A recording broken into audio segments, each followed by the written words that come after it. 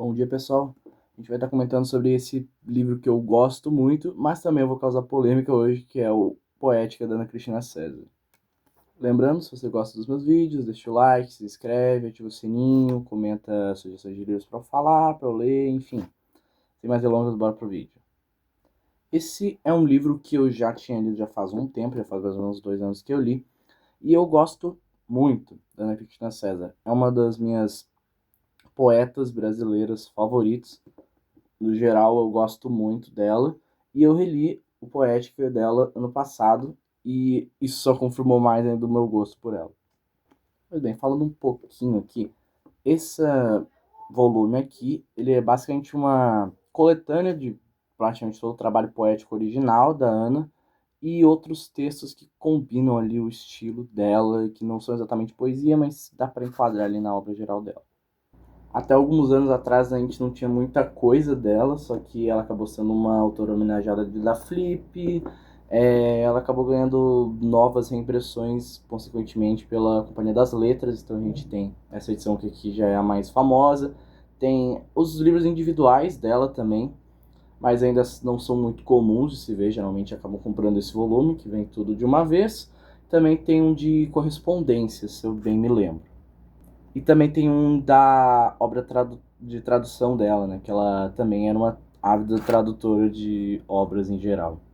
Um pouquinho sobre a autora em si, ela é provavelmente uma das poetas mais populares atualmente, principalmente por ela ser carioca e por ela ser o principal expoente ali da literatura marginal, junto com o Paulo Leminski e o Armando Freitas Filho. Então, ela é aquela poeta assim que tem aquele apelo popular, só que ela é provavelmente a mais complexa e profunda dos três aí que eu falei.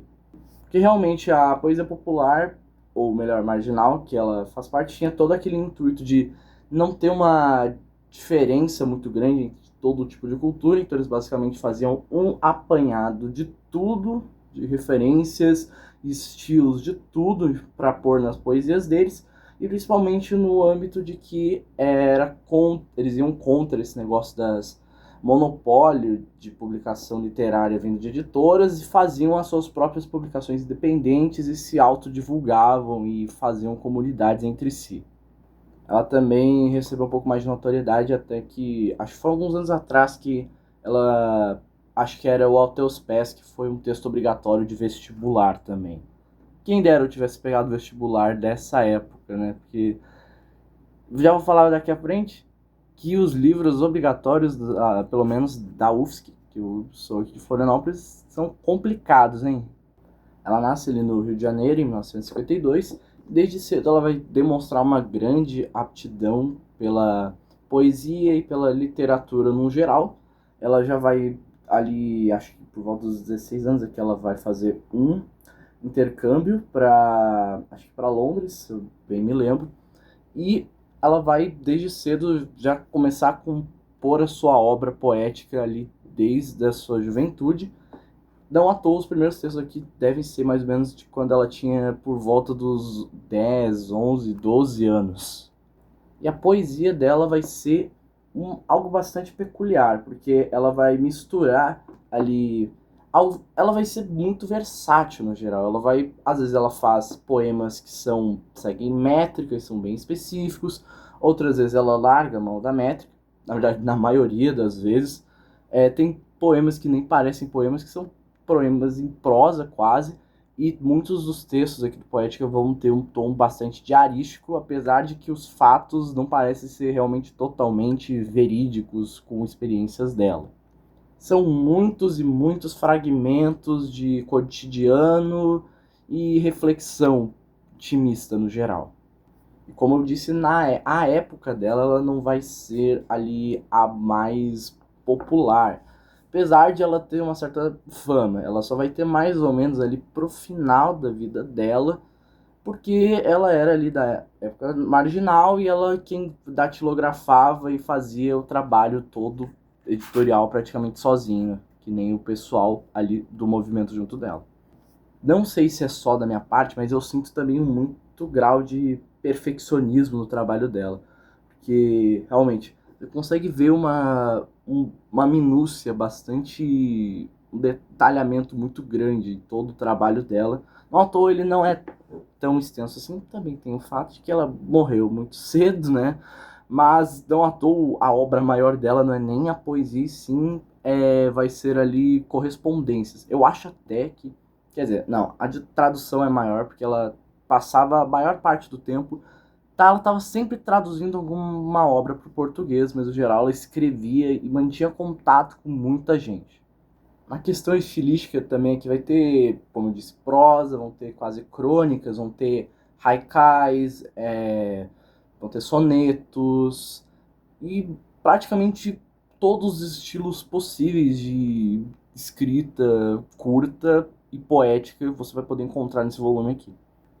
Nessa edição eles estão por ordem de publicação, então primeiro tem o Cenas de Abril, que é o primeiro trabalho publicado dela, Correspondência Completa, que eu acho bem divertido também, um pouco diferente, mas se eu não me engano ele é o mais curto, o Luvas de Pelica, o Até os Pés, que é o mais conhecido dela, Inéditos e Dispersos, eles aqui, e tem o Antigos e Soltos, Poemas da Pasta Rosa e Visita à Oficina. Esses são todos trabalhos póstumos dela, que boa parte não foi publicada, e acabou que boa parte da obra dela foi publicada pelo Armando Freitas Filho, que era o melhor amigo dela e que ela acabou encarregando de publicar qualquer coisa dela que não tivesse publicada e que convisse para ele.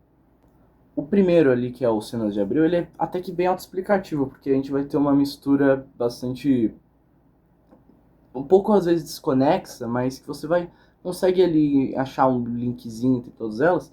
São basicamente excertos no geral de vários pensamentos dela e do cotidiano dela ali no Rio de Janeiro.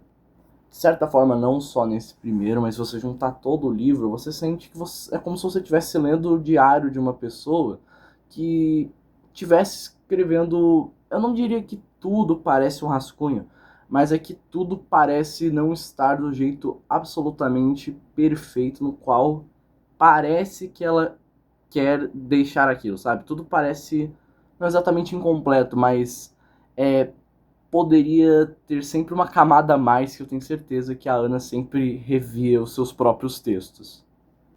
Melhor dica para você ler a Ana Cristina César é também, por mais que você consiga encontrar uma relação entre as coisas que estão sendo escritas, entre um texto e outro, você não precisa tentar encaixar todas as peças. É como se fosse uma pessoa que de repente tem uma epifania e vai e põe a ideia momentânea ali e você tem que extrair o que foi aquela experiência única acontecida naquele momento tão efêmero, sabe?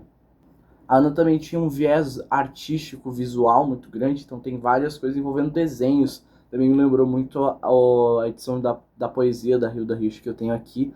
Também, esses poetas modernistas também vão ter esses viés para explorar praticamente todos os aspectos da arte. Também vão ter caligramas aqui, né, que são aqueles poemas, aquele estilo de poesia visual do Guillaume Apollinaire. Inclusive é outro poeta que eu pretendo fazer vídeo pro canal outro dia.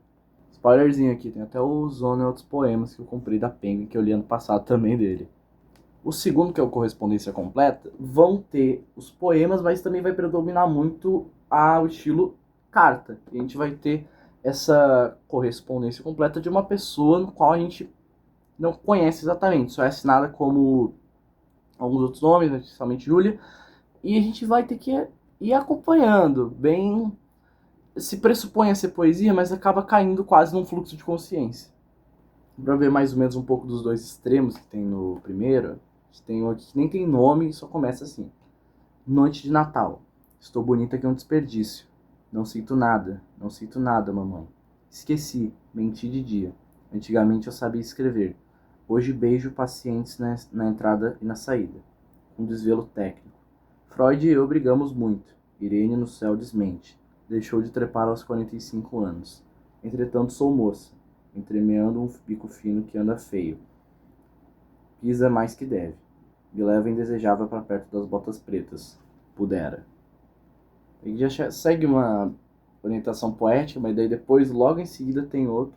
Depois eu falo outro também, que é: Essas circunstâncias o beija-flor vem sempre aos milhares. Título. Este é o quarto Augusto. Avistou que vinha. Lavei os sovacos e os pezinhos. Preparei o chá, caso ele me cheirasse. Ai, que enjoo me dá o açúcar do desejo. Isso aqui, se você tem uma noção mais aprofundada sobre a Ana, você até entende melhor. Ana Cristina César foi uma pessoa que passou por muitos relacionamentos, muitas decepções e muitas complicações envolvendo o amor. Tire as conclusões que você quiser desse excerto a partir dessa informação.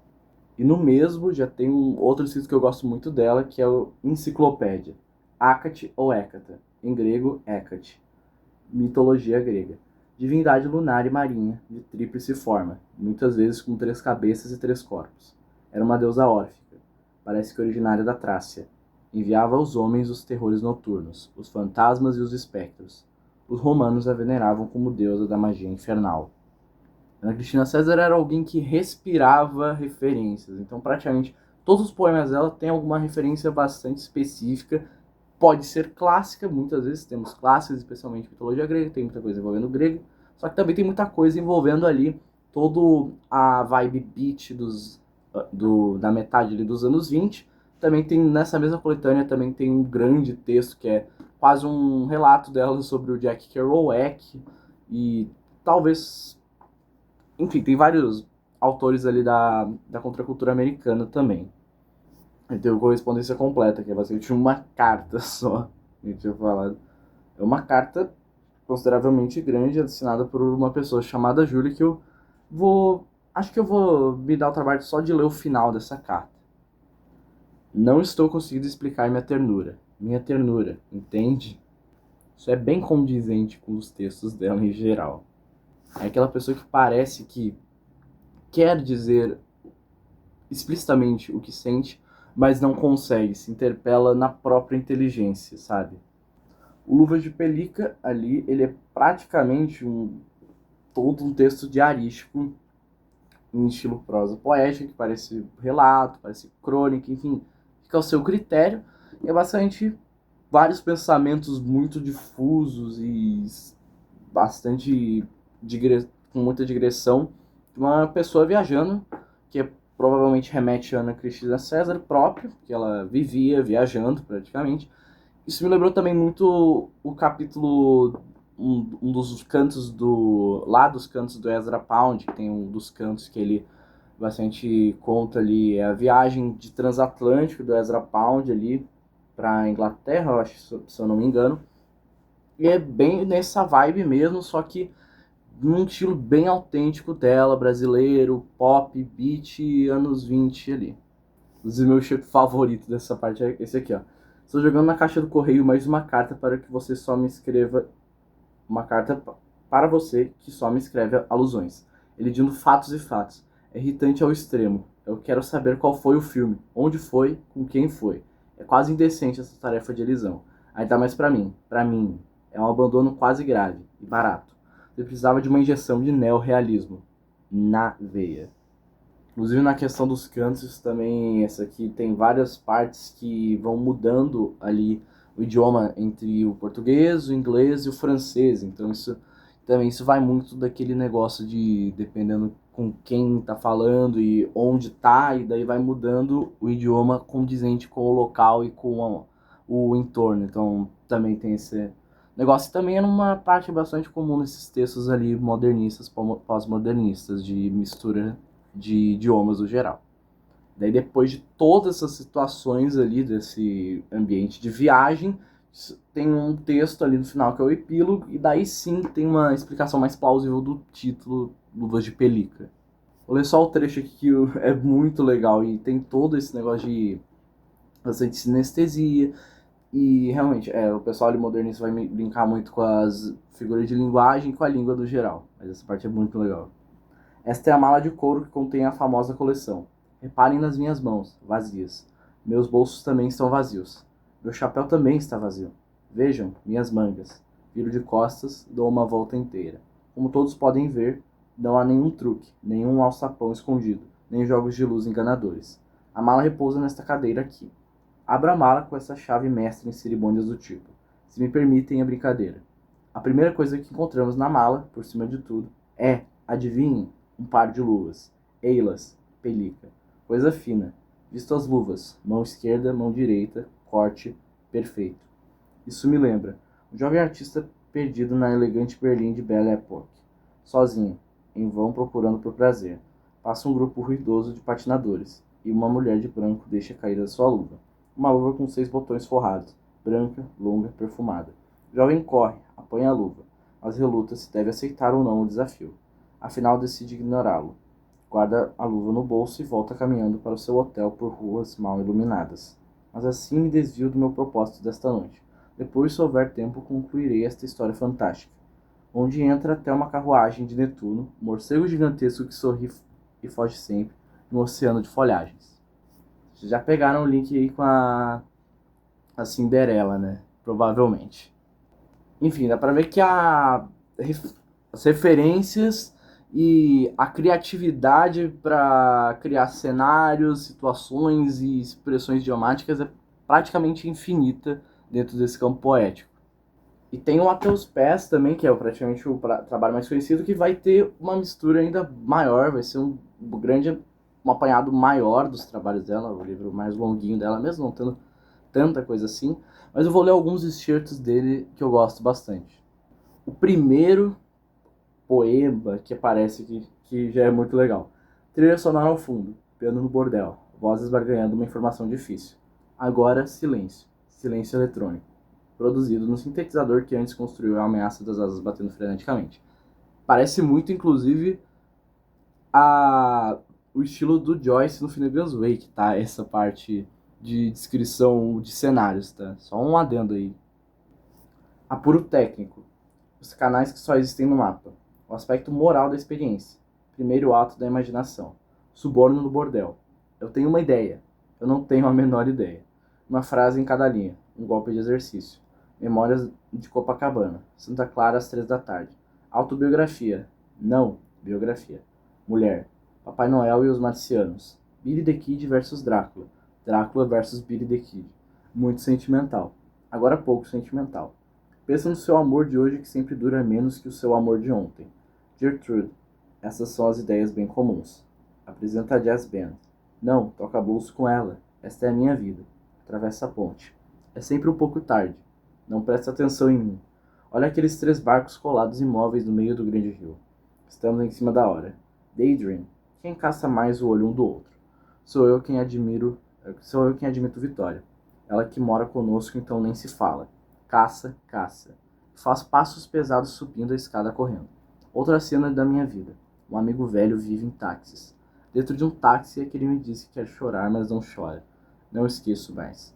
E a última, eu já te contei? É assim. Estamos parados. Você lê sem pensar. Eu ouço uma canção. Agora estamos em movimento. Atravessando a grande ponte, olhando o grande rio e os 3 barcos colados imóveis no meio. Você anda um pouco na frente. Penso que sou mais nova do que sou. Bem nova. Estamos deitados. Você acorda correndo. Sonhei outra vez com a mesma coisa. Estamos pensando.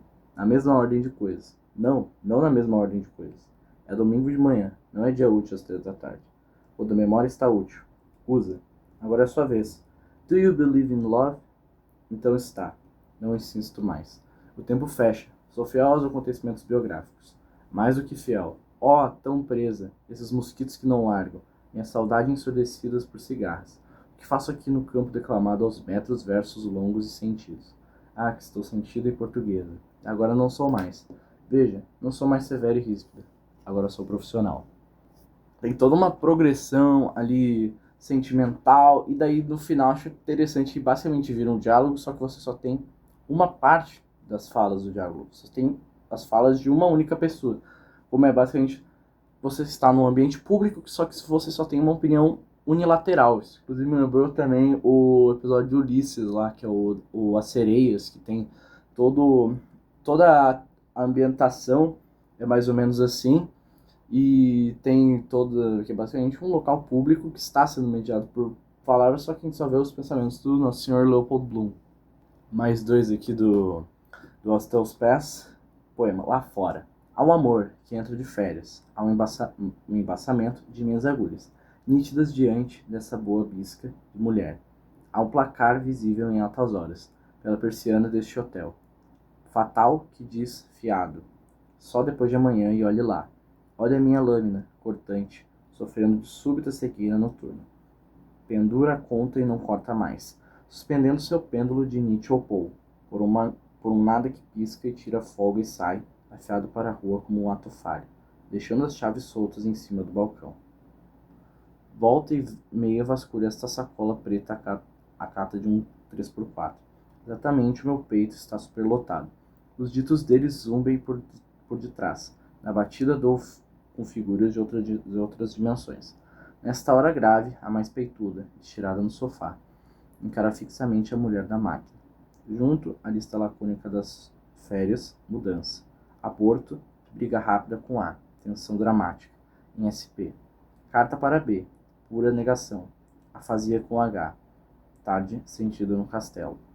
Fotografar era pescar na margem relvada do rio. Rigidez aguardando um clique, um sutil, que morresse pela boca. Esta volta e meia vira e mexe a cabo achando ouro na sacola. Fabulosas iscas do futuro. Helicóptero sobrevoando baixo o Hospital do Câncer. Sorriso gabola da turma de 71. Papai, mamãe, a linha do horizonte. Concorde, bonde, do desejo, espaçonave. Hoje mesmo, quando olhei para o rosto exausto de Angelita, desde que o Sombra me falou de amor. Também aqui já dá para dizer mostrar todo essa estética de viagem e de descobrimento geral que, bem, permeia praticamente toda a poesia dela. Ainda tem outra que eu gosto muito, que é o Sábado de Aleluia. Escuta, Judas, antes que você parta pro teu baile. A morte nos absorve inteiramente. Tudo é aconchego árido, cheiro eterno de proderme, mesa posta e as garras da vontade. A gana de procurar um por um e pronunciar o escândalo. Falar sem ser ouvida, desfraldar pendengas, te desejo. Indiferença fanática ao ainda não. E já fica uma... Ela também vai pegar bastante do surrealismo e do simbolismo ali, parte decadentista, principalmente ali mais pro final, em que ela vai ficar mais melancólica. Outro poema muito bom, que é esse aqui, o Índice Onomástico, que é basicamente só uma citação de vários autores que ela ama.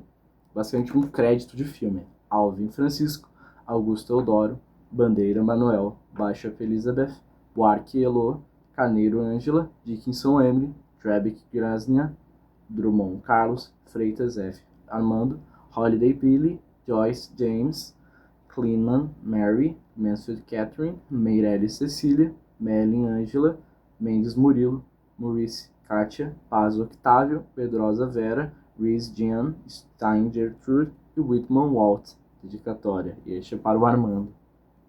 Inéditos Dispersos é de longe o meu favorito, porque tem muito trabalho aqui que realmente é aquele trabalho que é muito bom, só que a mente perfeccionista se recusou a publicar em vida. Eu já vou aproveitar aqui para dar o gatilho do porquê que eu falei polêmica no início do vídeo. Tem um poema aqui que eu bem bonito, vou citar rapidamente, que talvez ele tenha alguma relação com o que eu vou falar agora. Não tenho certeza, talvez tenha, mas rapidinho aqui. Véspera. Nesta única ilustração está um único ilustre, no vazio teto da sala, pendurando um lustre sozinho. No lustre uma lâmpada só, na lâmpada um só vestígio. No fim do vestígio uma fraude, no canto da fraude um esqueleto. Em cima da mesa uma empada, litígio recheado de ar. Um balde contém nada mais que o resto do enorme aposento, pelo qual esvoaça uma mosca, memento único do vivo. E daí, tendo o título Véspera nesse poema, já vou perguntar aqui. Enfim, tem um livro aqui, que estando eu agora no 3º ano do ensino médio, o trabalho, o pelo menos material, que vai ser cobrado ali na aula de literatura, são os livros obrigatórios do vestibular aqui da Federal, no meu caso aqui a UFSC. E veio um livrinho aqui pra gente, que é o primeiro livro obrigatório a ser trabalhado, que é este daqui, o Vésperas, dessa Adriana Lunardi aqui. E eu vou aproveitar esse vídeo, falar da Ana Cristina César, falar desse livro, porque os dois estão relacionados e porque eu me recuso a fazer um vídeo dedicado a este livro aqui, que foi um dos primeiros que eu terminei esse ano por conta deste teor obrigatório. Eu também li o Paixão Segundo de H, que ele salvou, porque, meu Deus, que livro ruim. Eu detestei. Por que eu detestei este livro? Este livro basicamente se resume a contos que vão expor o sofrimento de figuras femininas importantes no meio literário, sendo uma delas a Ana Cristina César. A princípio, eu já estava um pouco desconfortável de ler este livro. Por quê? Porque os 3 primeiros contos envolvem 3 autoras que tiraram a própria vida, sendo a Ana Cristina César uma delas. E por ser uma história bastante desagradável, eu não estava afim de recordar um acontecimento tão trágico de uma figura que eu admiro tanto. Então eu já fui com o pé atrás, mas a experiência conseguiu ser ainda pior, porque eu entrei pensando que seria o quê? Seria um material biográfico que, de acordo com a justificativa da universidade de cobrar este livro, seria de um estudo profundo sobre as questões psicológicas de quem está sobre depressão e vai cometer suicídio e sobre saúde mental. Então você espera, e a gente vai ter um trabalho biográfico bastante apurado sobre essas figuras para entender o porquê aquilo aconteceu e o que levou essas pessoas a fazerem isso? Não. Então a gente vai ter relatos contundentes envolvendo essas pessoas? Não. Então a gente vai ter uma correlação entre todas as autoras e como o complexo artístico pode ser perigoso? Não. O que a gente vai ter aqui vai ser basicamente uma romantização do termo, tanto nos jeitos pejorativos de dizer essa expressão, que neste contexto não tem como essa expressão ter algum sentido positivo, uma romantização do suicídio dessas autoras. E a própria autora vai criar um texto com extrema licença poética sobre um assunto completamente hediondo. Eu acho que, com certeza, deveriam haver textos obrigatórios que ajudem contra o suicídio, que tenham ali um valor pró-vida, com certeza, mas não é essa abordagem que você usa para você ir contra esse tipo de assunto. Um livro, tanto um livro quanto uma série, né, que ficou famosa há um bom tempo, Os 13 Porquês, e que muita gente falava bem, eu me recusei a consumir, porque é uma forma tão voraz e tão bruta de tratar isso, e eu acho que não é desse jeito que você lida com essa situação. E as outras 2 autoras que tratam ali, que são abordadas nos contos, são a Virginia Woolf e a Sylvia Plath. Eu não gosto da Virginia Woolf por alguns outros motivos envolvendo a literatura dela em si, a estética dela. A Sylvia Plath eu ainda não li, então eu não tenho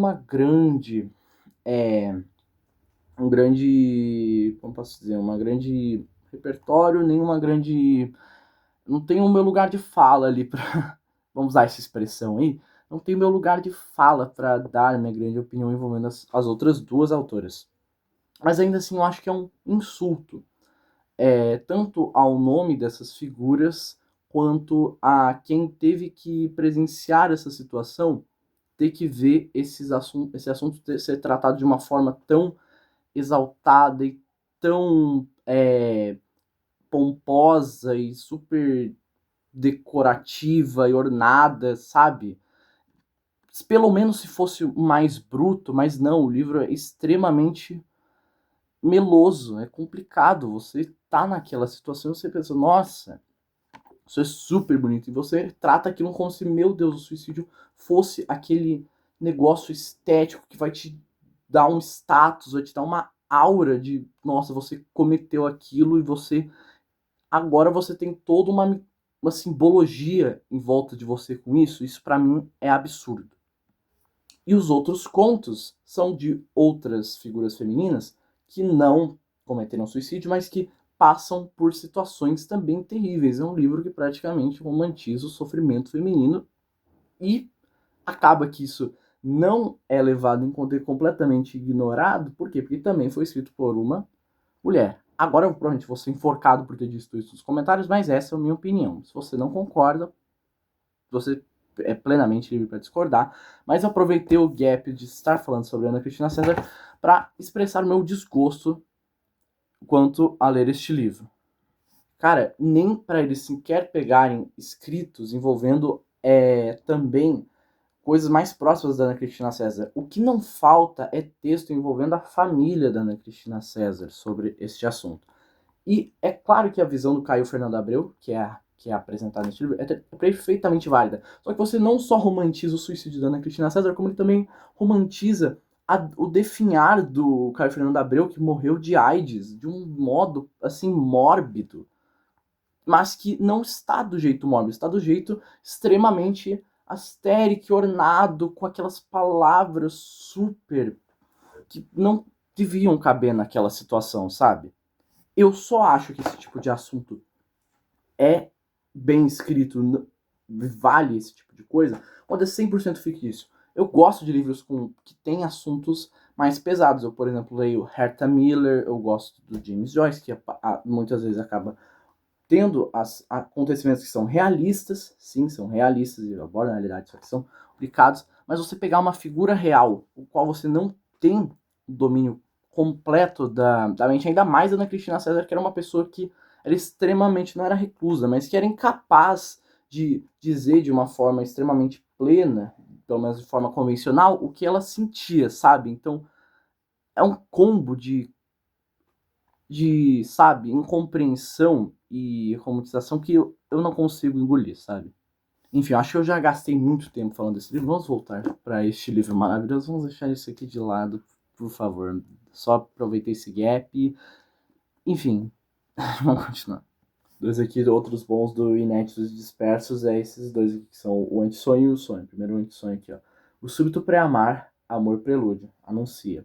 Inesperadas estrelas, silhuetas que se unem, ajuntam. Céu sem vácuo, véus caindo, ainda finda. E o sonho. Entre os complementos, uma massa se agita, indecisa. Por sobre os remendos, uma nuvem se estica, esbranquecida. Unindo os membros, uma luz principia, unida, entre os complementos. Sonho e delírio é algo que vai ali ser muito abordado pelo pessoal ali do modernismo e pós-modernismo. Vai estar na mesma época ali Thomas Pynchon, é o Burroughs, então vai ser uma loucura, assim, outros tipos de textos. Ainda mais que o pessoal ali também, não me lembro agora se a Ana, assim, mas o pessoal ali gostava de uma verdinha, hein? Outro muito engraçado aqui, ó. Poema óbvio. Não sou idêntica a mim mesmo. Sou e não sou ao mesmo tempo. No mesmo lugar e sob o mesmo ponto de vista. Não sou divina. Não tenho causa. Não tenho razão de ser nem finalidade própria. Sou a própria lógica circundante. Ciclicidade, histórica, social, política, muita coisa envolvendo os círculos no geral. Agora aqui um caligrama. Vocês vão gostar, tenho certeza. Cada busca inútil me traz uma impressão longínqua de despedaçar-se. Chegou-se a algum lugar, afinal, pois chegamos quando nos dispomos a continuar. Mas a que custo? Seria talvez mais desejável para nós, gente, não chegar, achando quem sabe um último suspiro depois de um último passo. Cada noite que desce sobre uma espera vã traz minha boca um gosto de vinagre. Aos ouvidos um som qualquer que ensurdeça. Ninguém se disse adeus. E na ausência de luz alguém está morrendo sozinho. Cada vez que não morremos, parece-me que demos mais um passo para trás. Progredimos no sentido inverso. Chegamos, pois que nos levantamos para prosseguir. E nesses dias de indolência, oco, ânsia oculta. Uma sensação de interminabilidade sobe, sobe, pelas veias sobe. Nada, esta falta de segredo é uma chegada, do seu verdadeiro significado. Chegada é sempre escala, ponto para respirar, pela penúltima vez, quem sabe. Esta brisa marinha semi-mágica que entra tão subrepeticiamente pela janela denuncia o quê? O liquefaz meus suspiros em mistério tátil e tácito. Meu Deus, de novo a brisa a desalinhar, despertando o borbulhar que o ano inteirinho pressentiu. Suspirosa e oleosa, uma tonta. Ligo o rádio. Será que eu fui engolida inteira? Faz de conta que a minha digestão é fácil, que as grandes partes se derreteram já, que os ossos cuspidos estão arruinados, insensíveis e ressecando.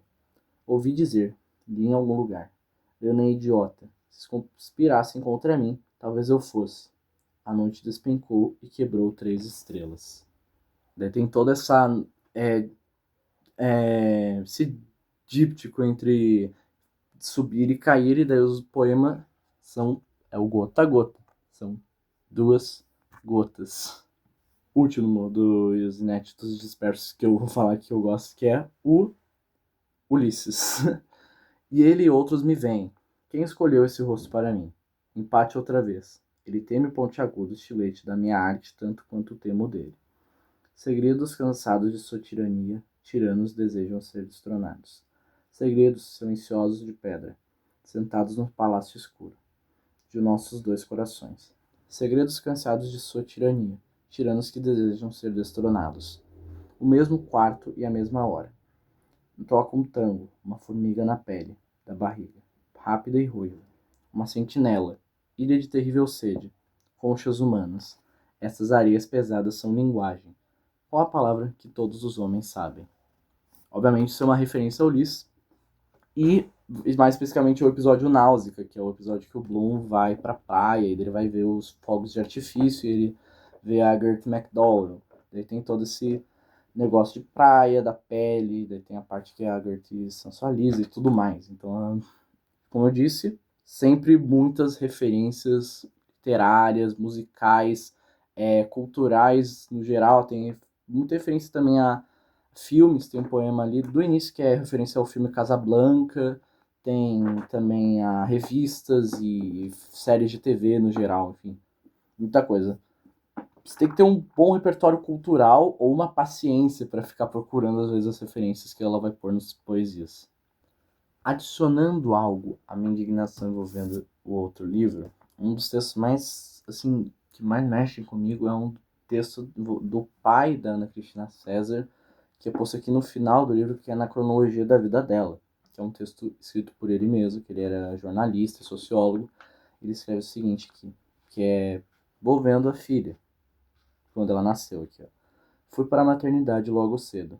Li e escrevi um pouco, até que disseram: chegou, é menina. Maria bem, um pouco cansada.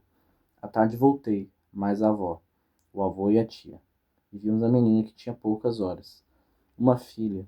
Pensar muito nela e ajudá-la em tudo. Como vai ser? Imagino ela e a mãe muito amigas. Vai ser uma criatura bonita, viva e inteligente. Sou o pai, o tempo caminha. Felicidades, Ana Cristina. Tem outro fato muito triste que eu me lembrei agora, que quando ela se mata, ela pula do prédio, do 7º andar, do apartamento dos pais, e eles demoram até tirar o corpo dela da calçada, porque os pais queriam vesti-la, porque não queriam que ela ficasse nua, levando no meio da rua, até que fosse levada à ambulância. Eu me pergunto como é que vem uma pessoa aleatória e consegue fazer um fato desse, tentar deixar, romantizar um fato desse. E nem sequer, se fosse de fato a intenção tratar de uma forma poética, não pegar esse tipo de visão nem e praticamente ignorar toda a concepção das pessoas mais próximas dela e não levar nada disso em consideração. Para mim, isso não entra na minha cabeça. Da Pasta Rosa, eu só vou citar 2 aqui, rapidinho, que é o Mimeses. Quando esqueço, atrino as assombrações e beijo teu regaço escuro. Tua pequena pele surpreendente, temo que o meu rosto te desfigure e volte a imitar os mistérios da noite e a trágica história do malabarista. Outro dos meus favoritos é lá, bem relato dela, que é o 24 de maio de 1976. Discussão na mesa do jantar. Assunto: o vazamento que molhou o corredor. Mamãe acha que papai é um mole. Papai pergunta por que ela mesma não vai tratar do assunto. Não dizem tudo o que pensam. Mamãe mandou-a tapetar quando papai viajava. Surpresa. Há silêncio, curiosidade de saber o desenlace. Mamãe disse que projetou o filme para mais 2 turmas. Papai disse que queria tanto tocar órgão. Ensaia dedilhar no ar. Pergunta de mamãe se ele já terminou o trabalho da Bloch. Ânimos serenados pela tática de mútuos desvios. Depois do jantar, os homens deslocam o tapete com ferramentas. Todos participam do alagamento. Escrevo em louco. sem literatura. Hoje li nos avulsos de Machado, regras para andar de bondes. Muita atenção a escarpos, cuspes, catarros e perdigotos. Esse aqui eu gosto muito porque, no geral, os relatos dela fazem me lembrar muito do que eu costumo fazer, que eu pego várias situações esparsas e simplesmente escrevo. Tento pegar na hora o máximo da essência da situação, apesar de que aparentemente não se sabe quando foi escrito, provavelmente no mesmo dia, para ter tantos detalhes assim, duvido que eu não consiga manter a memória tão bem, mas sabe? É a arte do instante, do sublime e da indistinção, a multiculturalidade e a criatividade. A poesia dela é muito livre, muito divertida, muito profunda e vai te pôr para pensar. Às vezes vai te fazer rir, às vezes vai te fazer chorar. Vou terminar o vídeo recitando um dos poemas mais conhecidos dela e um dos mais legais também, que é o Samba Canção. Quem não conhece Samba Canção, por favor, trate-se de reformar e leia Ana Cristina César no geral. Samba Canção.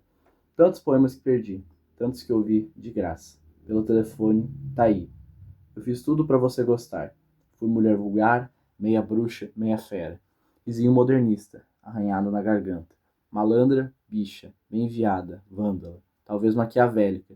E o dia emburrei-me. Vali-me de mesuras, era uma estratégia. Fiz comércio, avara. Embora um pouco burra, porque inteligente me punha, logo rubra. Ou ao contrário, cara pálida que desconhece o próprio cor-de-rosa.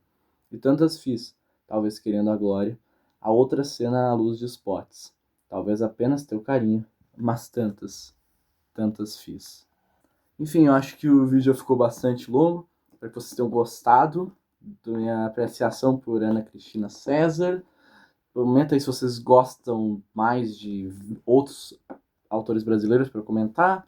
Pretendo fazer mais vídeos da minha favorita, que é a Hilda Hilst, mas também tem outros brasileiros que eu também pretendo comentar. E também consegui despejar o meu ódio por este livro aqui também. Então, consegui matar 2 coelhos numa cajadada só. Enfim, espero que vocês tenham gostado. Se gostaram, deixa o like, se inscreve, ativa o sininho. E é isso. Valeu, beijo e até mais. Tchau, obrigado.